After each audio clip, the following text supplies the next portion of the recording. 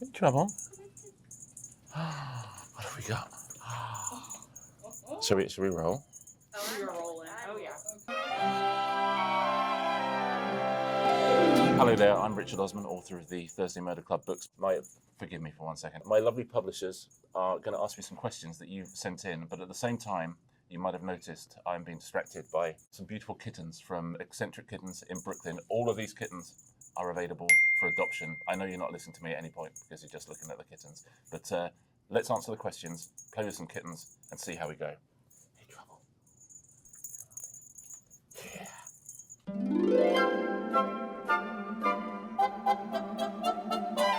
That's a good question, do I not? I usually mention Estonia somewhere or other. I tell you what, let's call this cat Estonia.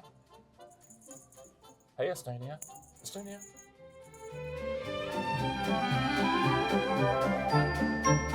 My favourite part really is meeting readers, talking to readers, answering questions and things like that. Because I love my hello, darling.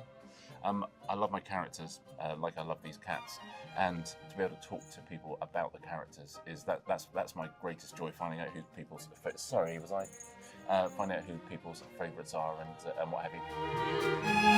Hello. Somebody has got to adopt you.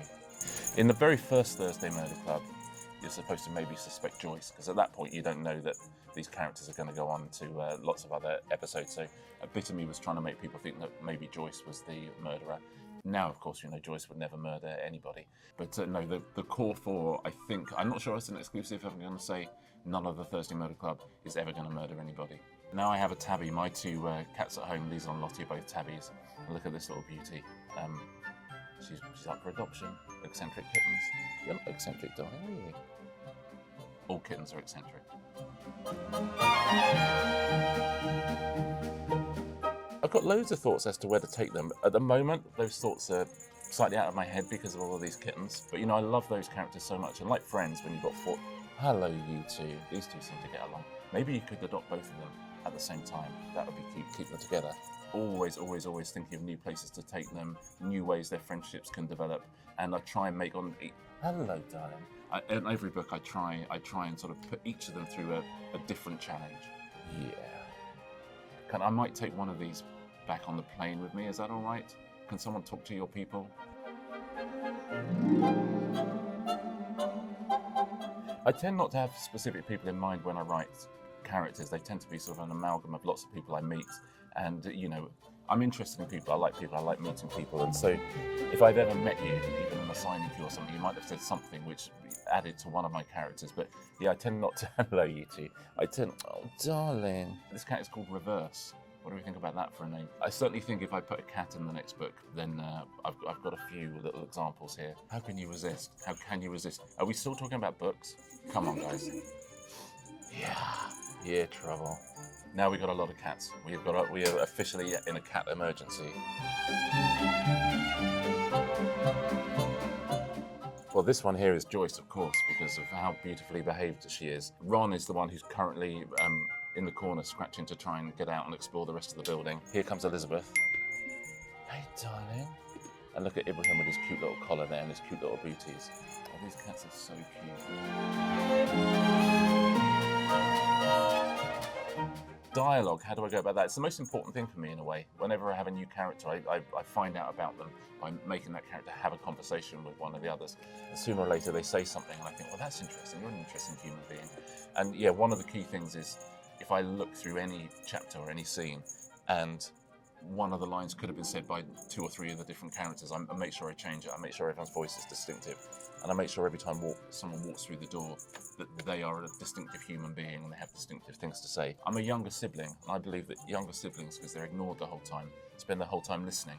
And so I still think now I'm one of those people, hello, princess. I'm one of those people who can sit in a room and there's 4 conversations going on around me, and I can hear every bit of every conversation. And so I think that absolutely kind of feeds into writing dialogue.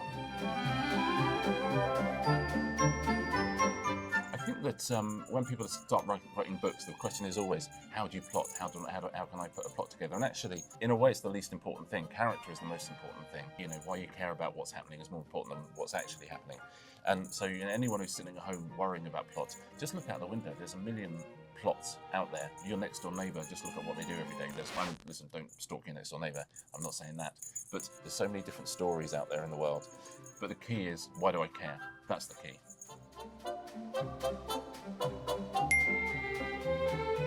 Murder mystery. It's what I read really, and you must always write what you read. The two only important rules really about if you want to write a book are make sure that you write every day and make sure you read every day. Those are the keys. If you're writing the kind of stuff that you read, then you instinctively know how to get yourself out of trouble, and you instinctively know what it is that appeals to people about the genre. And so I think that I could only have written that. Dark academia, that I don't know where that's come from at all. I'm not particularly dark, and I'm certainly not academic. Those are the only two reasons that I don't like dark academia. Hello everyone, there's food. Are you hearing this food?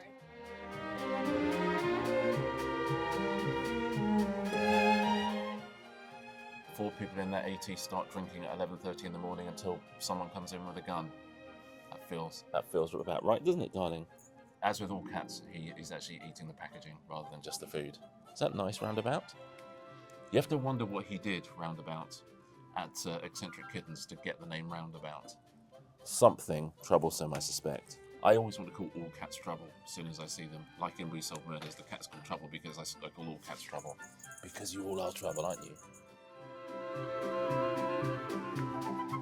I sort of have a writing routine. The key really is to just make sure you sit down and do the work. Like going to the gym, it's just sort of putting your trainers on and turning up.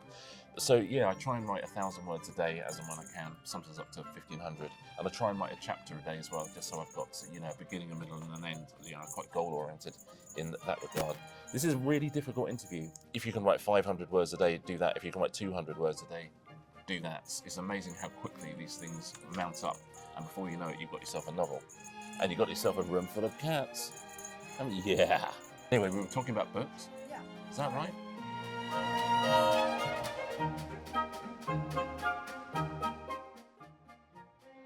The next book is going to be another We Solve Murders.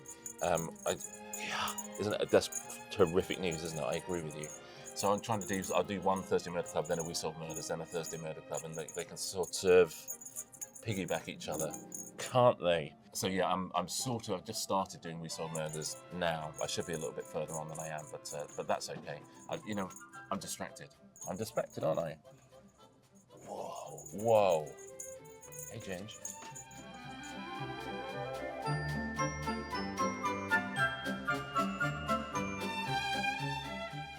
I'd love to write a We Solve Murders, Thursday Murder Club crossover, because they do live quite near each other. Unfortunately, this is the business of books for you.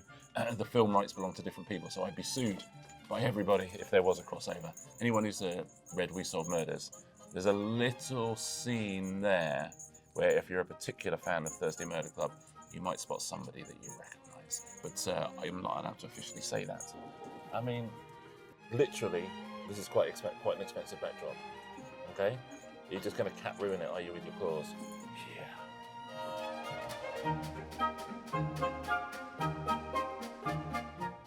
In We Solve Murders, I think I love Steve's little gang at the pub, Steve and Tony Taylor and his friends. I can imagine sitting there just on a Wednesday lunchtime, having a pint and a microwave lasagna and putting the world to rights. That's what I would love. Who would have thought that filming with kittens would be difficult?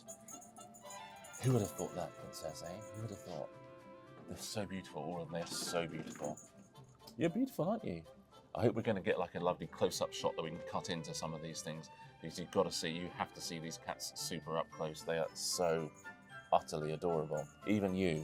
Oh my God, I might be in heaven.